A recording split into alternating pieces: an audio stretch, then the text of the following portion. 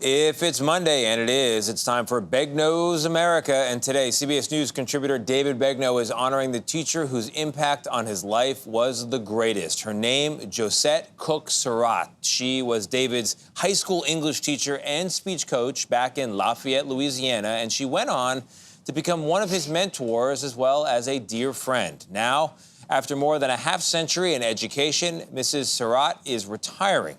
And David wanted to bring her to Times Square to show her how he is living his dream, thanks to the effect she had on his life. Whew, what can I say about Josette Cook Surratt? She is one of the women I credit with changing my life. She was my freshman English teacher and speech coach who became my mentor and dear friend. I first introduced you to Ms. Surratt last fall when I visited her in my hometown of Lafayette, Louisiana. Oh, look at this. When we first met in 1998, she was teaching English here at Turling's Catholic High School, and I was a 15-year-old freshman. I was gay at a time when it wasn't readily accepted, and I had Tourette's syndrome at a time when it wasn't easily understood. It was a lot of baggage for this young kid, but Miss Surratt had a way of seeing beyond the surface, into my soul, really. She is a large part of the reason I am a broadcaster and a storyteller.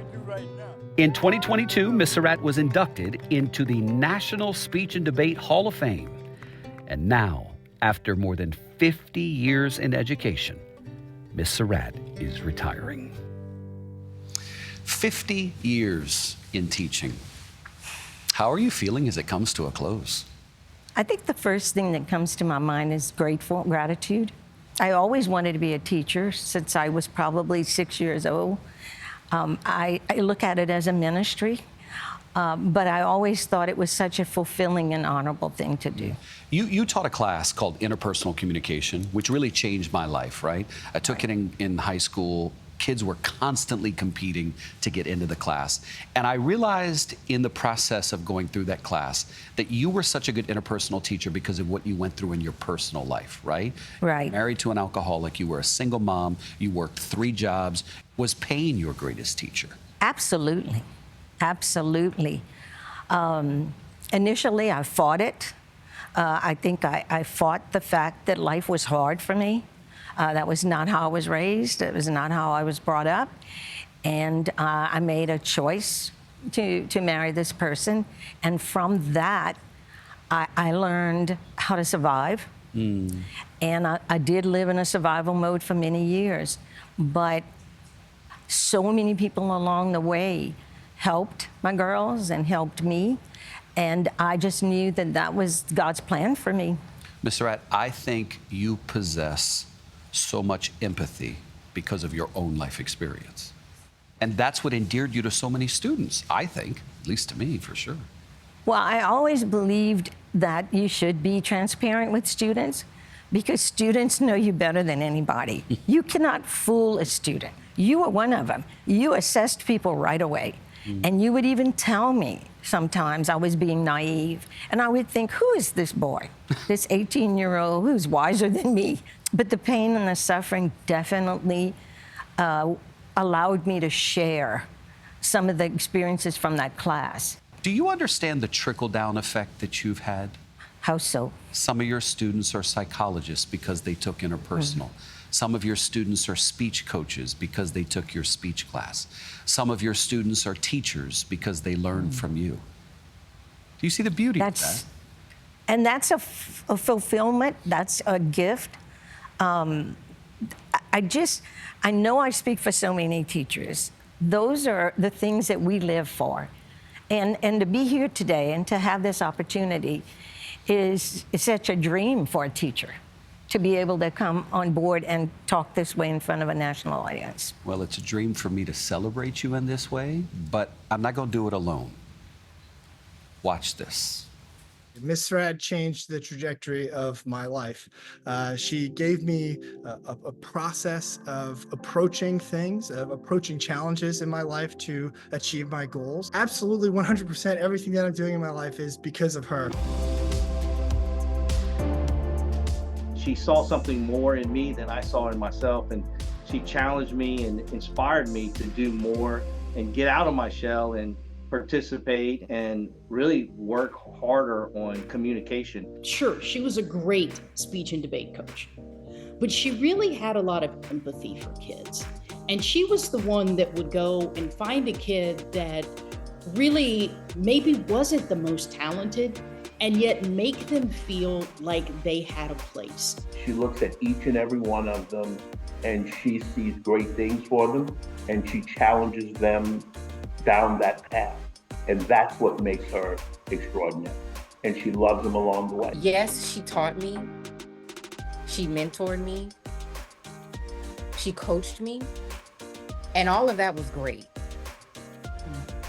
But the thing that has impacted my life the most is that she loved me. I could weep listening to that young woman say that, because what you did at a time when I needed it the most was love me when it wasn't something you had to do. And so I co-sign everything they just said. How does it feel to hear all that? It feels very, very fulfilling. I feel like my time on earth has been well spent. I did love you and saw so much potential in you and was determined for you to see that potential before you graduated. So to watch you live out your dream has been such a gift to me, and to watch them live out their dream, I'm just so proud of everyone I taught. Well, guess what? I got a gift for you. Miss Surratt, two people in our hometown of Lafayette, Louisiana, who love you as much as I do. You coached their son, you've known them for years, are going to donate $25,000 in your name to the National Speech and Debate Association. Oh my goodness. So that kids who qualify for nationals but can't afford to go can now go in your name. Oh my goodness. Rodney and Cindy Savoy. No. Just for you, because of how much you've loved their son and me and everybody else. Yes, their son is very special to me in many ways. Very special. In so many ways. Look, let me say this in conclusion. I never thought I'd be able to do this in Times Square, but it's such a joy for me to bring you here to show you in person how far you helped me to go. Thank you. Love you. Love you. It was a great ride. Still a great ride.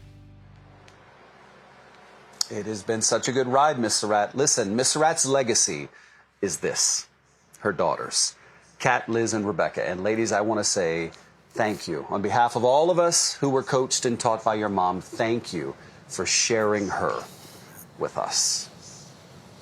David, I love that you still call her Miss Surratt, because that's what we do with all our teachers. Even though we are grown-ass people, I love that you say that. But I also like hearing from her that she said it's nice to know her time on earth is well spent. Talk about somebody getting their flowers while they're still alive to be able to see it. Nothing better than that. Nothing better. Gayle, she puts such high value in giving people their flowers while they're still here, and that was my gift to her. And what a gift to be able to do that, to have your teacher still alive when you're living your dream, and to be able to take her to Times Square and show her.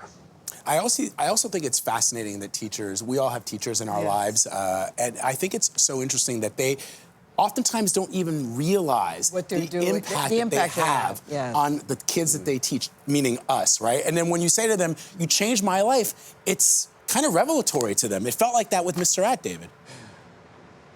Well, it was. And Vlad, my hope for everybody watching is this. Call them Miss Surratt in your life. Whoever Miss Surratt was in your life, pick up the phone today and call them and say, I'm just calling to say thank you. Just thought about you, saw something on television, and just wanted you to know how you impacted my life. No, not just saw something on television. I saw David Begnaud's America. I saw Begnaud's about America. Miss Surratt, and I thought, I'm going to call you, Miss Caruso. And then end the call by saying, tune in every Monday for a new edition of Begnaud's America. That's right. Did it again, David. Thank you very much, my friend. Really well done.